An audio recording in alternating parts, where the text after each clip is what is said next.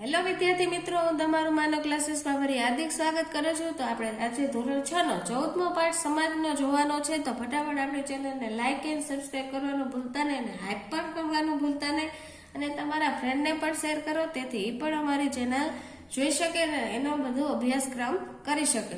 તો ચાલો હવે આપણે આ પાઠનું નામ જોઈએ. પહેલા તો કે વિવિધતામાં એકતા. હવે એના વિકલ્પનું સોલ્યુશન કરીએ. કબીરસિંહ ગુરુદ્વારમાં પ્રાર્થના કરવા જાય છે, તો કબીરસિંહ કયો ધર્મ પાળતા હશે? તો કે શીખ. પંજાબમાં કયો ધર્મ પાળનારા લોકો વધુ છે? તો કે શીખ. જયપુરમાં યોજાયેલ લગ્ન પ્રસંગે ત્યાંના લોકો કયું નૃત્ય કરતા હશે? ઘુમર. અસમનું જાણીતું નૃત્ય કયું છે? બિહુ. ભગવાન જગન્નાથની રથયાત્રા ક્યારે નીકળે છે? તો કે અષાઢી બીજે. પછી એમાં છઠ્ઠો વિકલ્પ છે, તમારા પિતાજીની રાષ્ટ્રભાષા કઈ છે? તો કે હિન્દી. આપણું રાષ્ટ્રીય ગીત કોણે લખેલું છે? તો કે રવિન્દ્રનાથ ટાગોરે. હું પશ્ચિમ બંગાળમાં લોકોની પ્રિય મીઠાઈ છું. તો કે રસગુલ્લા. વસુદેવ કુટુંબકમ એટલે ખાલી જગ્યા. તો સમગ્ર વિશ્વ એક કુટુંબ. હવે છે 10મું, સ્વતંત્ર ભારતના બંધારણ દ્વારા કયા હક વડે અસ્પૃશ્યતા નાબૂદ કરવામાં આવી છે? તો કે સમાનતા. છાત્રાલય અને શિષ્યવૃત્તિ જેવી યોજનાઓ કોના માટે છે? વિદ્યાર્થીઓ. ભારતીય સમાજમાં શાને પ્રાધાન્ય આપવામાં આવે છે? પુત્ર જન્મ. હવે છે ભારતમાં રાષ્ટ્રીય મહિલા આયોગની સ્થાપના ક્યારે થઈ હતી? તો કે 1992. આપેલ પૈકી કયા કુરિવાજ માટે કાયદાઓ ઘડવામાં આવ્યા? તો કે આપેલ તમામ.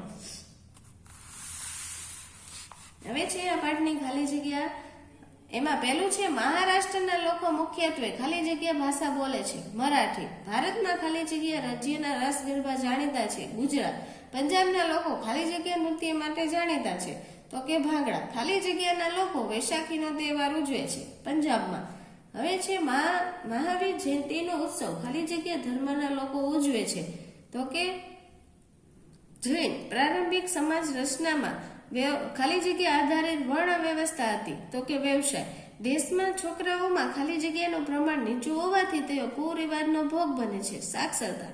ભારતીય સમાજમાં પુત્ર જન્મને પ્રાધાન્ય હોવાથી સ્ત્રીઓ ખાલી જગ્યા હત્યાનો ભોગ બને છે?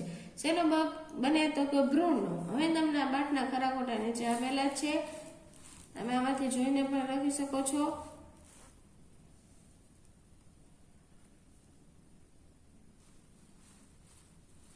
હવે નીચે તમને એમાં 1-2 વાક્યના ઉત્તર આપેલા છે. પહેલો પ્રશ્ન છે, આપણા દેશમાં લોકો કયા કયા ધર્મો પાળે છે? તો કે હિન્દુ, ઇસ્લામ, ખ્રિસ્તી, શીખ, બૌદ્ધ, જૈન, ઝરથુસ્ત્રી એટલે કે પારસી અને યહૂદી જેવા ધર્મો પાળે છે. ભારતની સંસ્કૃતિની આગવી વિશેષતા કઈ છે? તો કે વિવિધતામાં એકતા એ ભારતીય સંસ્કૃતિની આગવી વિશેષતા છે. પછી ત્રીજો પ્રશ્ન છે, રાષ્ટ્રીય એકતાથી કયા ક્ષેત્રોમાં વિકાસ થાય છે? તો એમાં શું આવશે? રાષ્ટ્રીય એકતાથી રાષ્ટ્રનો આર્થિક, સામાજિક, ઔદ્યોગિક વગેરે ક્ષેત્રોમાં વિકાસ થાય છે. ચાલો આ 3 પ્રશ્ન જોયા. હવે આપણે પાછળ ચોથો પ્રશ્ન જોવાનો છે. ભારતીય સંસ્કૃતિનું સર્જન સાથી કરી શક્યો છે? તો કે ભારત અનેક પ્રકારની વિવિધતાઓ ધરાવતો દેશ હોવાથી ભારતીય સંસ્કૃતિનું સર્જન કરી શક્યો છે. ભારતે કઈ ભાવનાને વિશ્વમાં સાકાર કરી છે? ભારતે વસુદેવ કુટુંબકમ, સમગ્ર વિશ્વ એક કુટુંબ છે ની ભાવનાને વિશ્વમાં સાકાર કરી છે.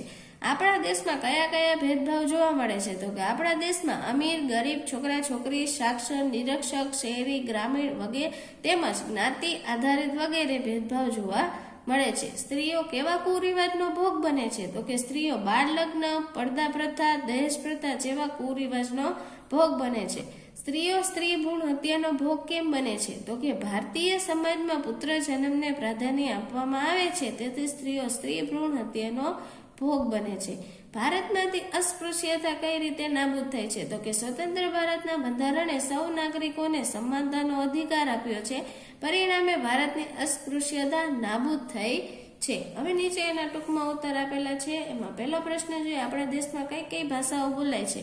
તો કે હિન્દી, અંગ્રેજી, ગુજરાતી, બંગાળી, મરાઠી, પંજાબી, તમિલ, તેલુગુ, કન્નડ, મલયાલમ, ઉડિયા અને કોંકણી વગેરે ભાષાઓ છે. હજી પણ છે તો અમુક ટકા આપણા દેશના કયા કયા નૃત્યો જાણીતા છે? તો કે પંજાબનું ભાંગડા, ઉત્તર પ્રદેશનું કથક, આંધ્રપ્રદેશનું કુચીપુડી, કેરળનું કથકલી, તમિલનાડુનું ભરતનાટ્યમ, અસમનું બિહુ, ઓડિશાનું ઓડિસી તથા રાજસ્થાનનું ઘુમર વગેરે નૃત્યો જાણીતા છે.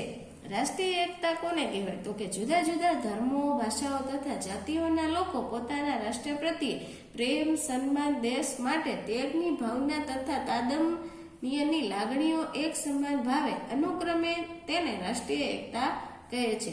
ડોક્ટર રાધાકૃષ્ણને રાષ્ટ્રીય એકતા વિશે શું કહ્યું છે? કહ્યું છે કે જો આપણે એક રાષ્ટ્રના રૂપમાં જીવિત રહેવું હશે તો આપણે સૌએ રાષ્ટ્રીય એકતાની આવશ્યકતા સ્વીકારવી જ પડશે.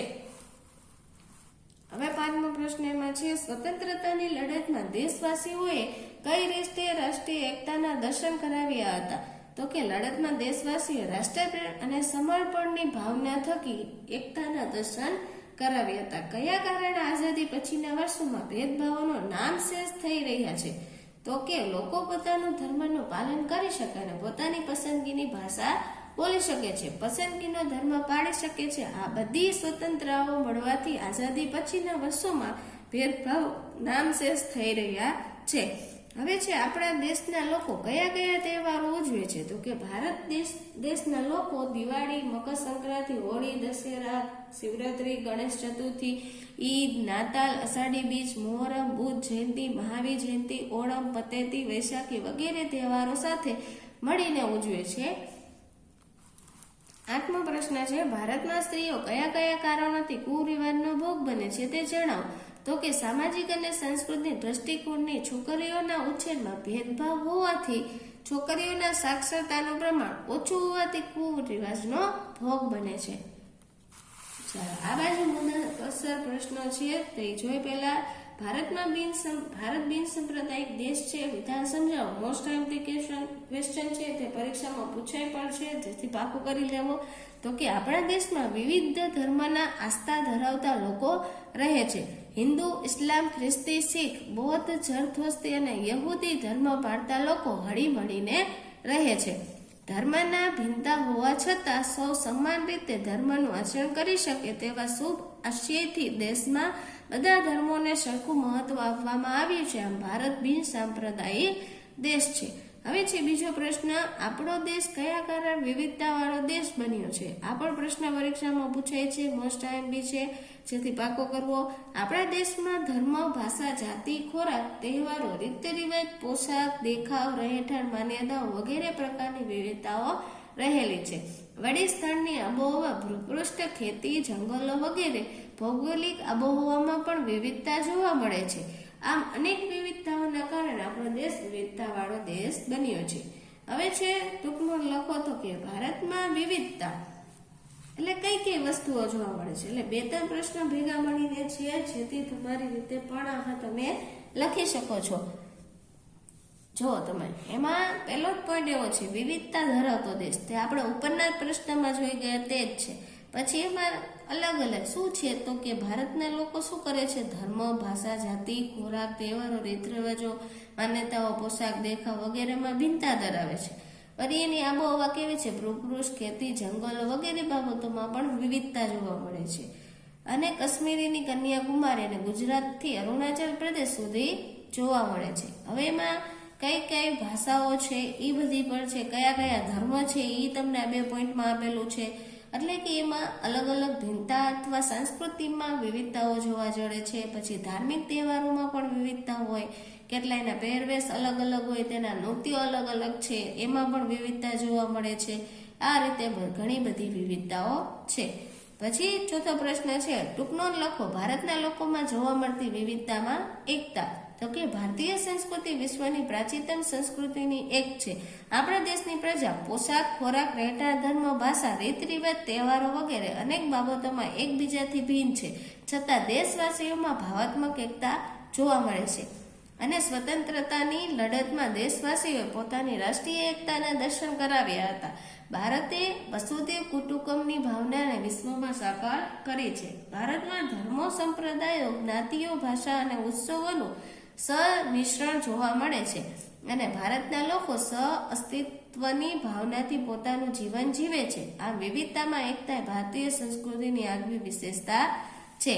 પછી એમાં પાંચમું છે ટૂંકનો લખો, તો કે વિવિધતા અને સમાનતાના પ્રયાસો. તો કે આપણા દેશમાં ધર્મ, ભાષા, જાતિ અને તથા સાંસ્કૃતિક અને પ્રાદેશિક વિવિધતા જોવા મળે છે. વળી ગ્રામીણ, શહેરી, સાક્ષર, નિરક્ષર, અમીર, ગરીબી અને છોકરા છોકરી જેવા ભેદભાવો પણ જોવા મળે છે. પછી છે પરંતુ આઝાદી પછી દેશના બાંધકામમાં સમાનતા અધિકારને સ્થાન મળતા સૌને રાષ્ટ્ર સમાનતામાં તક, ન્યાય અને દરજ્જો પ્રાપ્ત થાય છે. મફત અને ફરજિયાત પ્રાથમિક શિક્ષણના કાયદાથી સૌને સમાન પ્રાથમિક શિક્ષણ પણ મળે છે, એટલે કે ભણવાની તકો મળે છે. ચોક્કસ જ્ઞાતિના લોકો માટે ગ્રામ પંચાયતની સંસદ સુધીની ચૂંટણીમાં કેટલીક બેઠકો અનામત રાખવામાં આવી છે.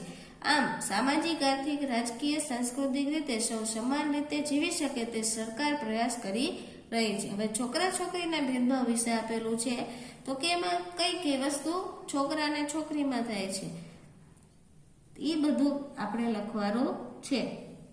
પહેલાના સમયમાં દહેજ પ્રથા, પડદા પ્રથા એવું બધું, બાળ લગ્ન વહેલેથી જ કરી દેવાતા, છોકરીઓને ભણાવવામાં ન આવતી, અમુક ટકા ઘરકામ કરવામાં જતું, છોકરા છોકરીને કપડાં, રમતો, અભ્યાસ, હરવા ફરવા માટેના પણ અલગ નિયમો હતા. તેવું બધું આમાં દર્શાવવાનું છે. હવે છે નીચે તમને આપેલું તમારા કોઈ પણ બે પાડોશી રાજ્યોના નામ લખો ને ભૌગોલિક પરિસ્થિતિ, તહેવારો, આહાર, પોશાક, વ્યવસાય વિશે નોંધવાનું છે. તો હવે આમાં તમને રાજસ્થાન અને મહારાષ્ટ્ર આપેલું છે, અથવા કોઈને કોઈ અલગ જાતની માહિતી હોય કોઈ રાજ્ય વિશેની, જો આવી રીતના આટલા પોઈન્ટમાં આવડતું હોય તો તમે લખી શકો છો. આમાં બે આપેલા છે રાજસ્થાન અને મહારાષ્ટ્રનું. હવે નીચે તમને આપેલા છે ને જોડકા, તો એ પણ તમે એમાંથી જોઈને કરી શકો છો. તો સાવ સહેલા છે, ફટાફટ આવડી જાય એવા છે. હવે નીચે તમને આપેલું છે એમાં માગ્યા મુજબમાં જવાબ, તો કે પતેતી કોનો તહેવાર છે? પારસી. મહાવીર જયંતિ કોણ ઉજવે? તો કે જૈન ઉજવે. ઈદ કોણ ઉજવે? ઇસ્લામ. વૈશાખી તો શીખ. પછી શિવરાત્રી તો હિન્દુ. નાતાલ તો ખ્રિસ્તી. હવે નૃત્યો પણ આપેલા છે. કથકલી કેનું છે? તો કે કેરળનું. ઘુમર તો રાજસ્થાન. રાસ ગરબા તો ગુજરાત. ભાંગડા તો પંજાબનું. ભરતનાટ્યમ તો તમિલનાડુ. ઓડિસી તો ઓડિશાનું. હવે નીચે મને ઓળખો આપેલું છે, તો કે એમાં હું રાજસ્થાનનું પ્રસિદ્ધ નૃત્ય છું, તો કે ઘુમર. હું નાતાલનો તહેવાર ઉજવું છું, તો કે ખ્રિસ્તી. હું વિવિધતાઓને કારણે એક ઉપખંડ બની ગયો છું, તો કે ભારત. હવે અહીંયા પાઠ પૂરો થાય છે, તો આપણે આ વિડીયોને વિરામ આપશું. તો ફટાફટ આપણી ચેનલને શેર પણ કરો અને તમે પણ લાઈક એન્ડ સબસ્ક્રાઇબ કરવાનું અને હાઈપ કરવાનું ભૂલતા નહીં છે, તે આપણા વિડીયો તમને બધા મળી રહે.